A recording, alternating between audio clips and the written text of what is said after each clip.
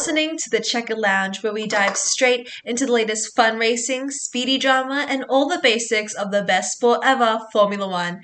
I'm your host, Annie. Let's get straight into it. So sadly, it isn't a race weekend this week. We are currently in the summer break of the season, where we have a 3-week holiday after the first half of the season, ending off of Silverstone, before we head right back into an electrifying final stretch of the 2025 Formula One season. Next week, we will return to the Belgium Grand Prix at Spa, a brilliant circuit which always brings a fabulous race, an iconic track in the F1 calendar with its rich history. But in the meantime, I thought it would be fun to do a mini beginner series called F101, where throughout the week leading up to Spa, I'll do a few episodes just introducing F1, what some things mean, and explain the basics for anyone who wants to start watching races, but may be confused on what some of the terms mean or how it works. I want to preface by saying I'm not saying that I know everything about Formula One. I definitely don't. This is a sport where you'll pick up on a lot of the nuances as you go, but I thought it'd be fun to do a few episodes covering the general gist of the sport. First of all, what even is F1? Well, it's the highest class of international racing for single-seater Formula racing cars, and is basically the pinnacle of motorsport, the world's most prestigious motor racing competition. Other series are IndyCar, NASCAR, or Formula E. They're pretty awesome as well, but in my opinion, the power and atmosphere of Formula One is hard to beat. Drivers compete for the esteemed F1 Drivers' Championship, racing at speeds up to 370 kilometers per hour, while the teams fight for the F1 Constructors' Championship and prize money based on their position at the end of the season. A total of 10 teams and 20 drivers from around the world make up the current Formula One grid, with each squad fielding 2 cars. Although next year, with the Cadillac F1 team joining the grid, the total will be up to a new 11 constructors and 22 drivers battling it out for the World Championships. Each race is known as a Grand Prix, and they're held in incredible state-of-the-art locations around the world, sort of like a world tour but for Formula One. Races are a part of a spectacle called a race weekend, going from Friday ending on Sunday. The 2025 Formula One calendar, a year that marks the 75th anniversary of the FIA Formula One World Championship, features 24 Grand Prix weekends, which includes 6 F1 sprint races taking place from March through to December. F1, more specifically Formula One Management, FOM, is owned by United States-based media company Liberty Media and holds the sport's commercial rights, which is pretty interesting in my opinion, seeing how F1 is a more European and UK-based sport. It is owned by a United States-based media company. The FIA, founded in 1904, is the governing body for a host of motorsport competitions around the world, including Formula One. They oversee the technical, sporting, and financial regulations, ensuring that competitors are sticking to the rules and set extremely strict safety standards. These people who enforce and ensure compliance with these standards, such as handing out penalties at races and deciding what happens on the track, are called FIA stewards.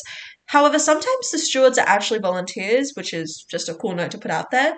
During a race, you'll see what people say after the incident. We'll see what the stewards say about this, or if a driver may need to go talk to the stewards after a race to discuss what happened. It's kind of like being sent to the principal's office at school. Now, F1 works closely with the FIA to put on a world-class show each year, hence the official name, the FIA Formula One World Championship. The Driver Championship, the most coveted accolade in motorsport, where the driver with the most championship points at the end of the season becomes the world champion. The scoring system awards championship points for the first 10 finishes at each Grand Prix throughout the year, with 25 points for the winner before scaling down to the following finishes for 18 points, 15, 12, 10, 8, 6, 4, 2, and a single point for the 10th place driver. There's rarely ever a tie, but if there was, the driver with the most wins would be crowned champion.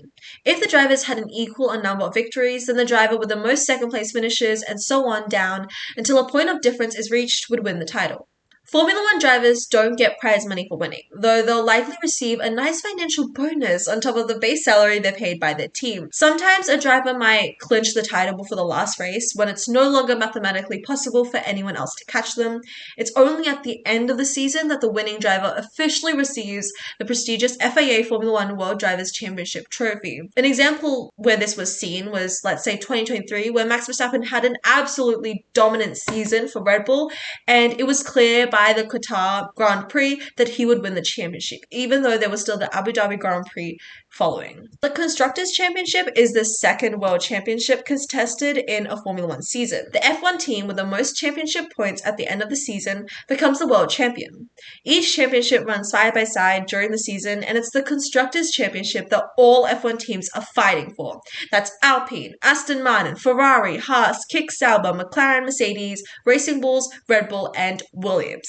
Each team enters 2 cars in a race. All the points scored across the season by both cars are added together, and this is a team's point total in the Constructors' Championship. It is important to note that it's the total points of 2 cars, not only 2 drivers. There's a big difference there. The sporting regulations allow each team to use up to 4 drivers across the season, and all their points will count in the Constructors' Championship. A big example of this was in 2023. AlphaTauri, known today as Racing Bulls, had Yuki Tsunoda drive the whole season in 1 car, with the other car showing drivers Nick De Vries, Daniel Ricciardo, and Liam Lawson. That was a pretty interesting way to construct a team, but it worked. So, Formula One is a great sport and all, but when did it actually start? Well, a little history lesson here. It was formed as a world championship competition back in 1950, with the first ever race held at the Silverstone Circuit, a former Royal Air Force station in the United Kingdom on May 13th of that year, which is a reason why actually a lot of people have Silverstone as their favorite Grand Prix, just because of its rich history and the fact the first ever race was held there, so it's pretty important. From F1's all-time list of world champions, Lewis Hamilton shares the overall record of 7 drivers' titles with Michael Schumacher. Although his 8th world championship is kind of a big debacle in the world of Formula One, as a lot of people thought that Lewis Hamilton deserved to earn his 8th championship in the year 2021. However, officially, Max Verstappen earned his first ever world championship that very year at this grand last race at Abu Dhabi in 2021. It's a pretty big controversial race and result, and you'll see a lot of fans be split upon that decision, although most normal F1 fans have just accepted the fact that Max Verstappen earned his very hard-earned world championship in that year. As it stands, Hamilton also holds the record for the most race victories, logging 105 ahead of the 2025 season, along with the most pole positions too. Fellow multiple championships winners include Sebastian Vettel, who won 4 consecutive from 2010 to 2013, and the reigning world champion Max Verstappen. Fernando Alonso, who won back-to-back in 2005 and 2006, joins Hamilton and Verstappen as the only title-winning drivers on the grid in 2025.